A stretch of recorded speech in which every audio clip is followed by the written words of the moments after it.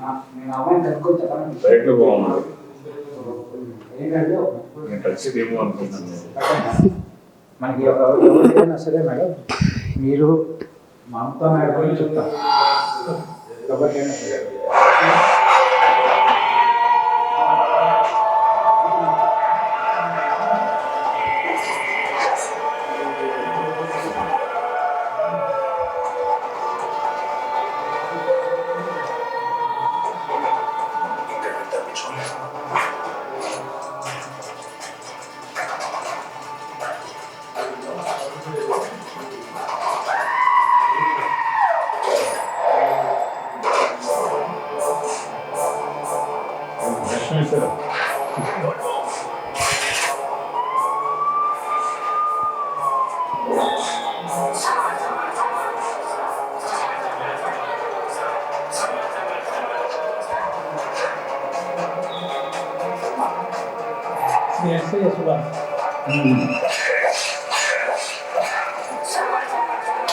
తెలుసు వైజాగ్ ఫస్ట్ నాదైతే వచ్చాడు.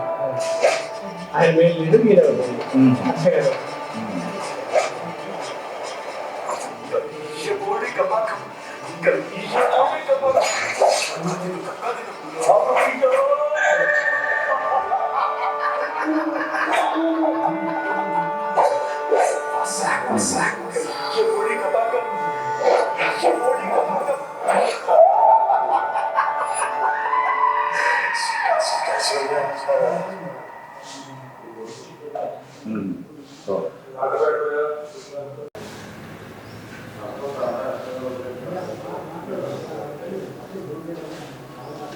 హాయ్, అందరూ నమస్కారం.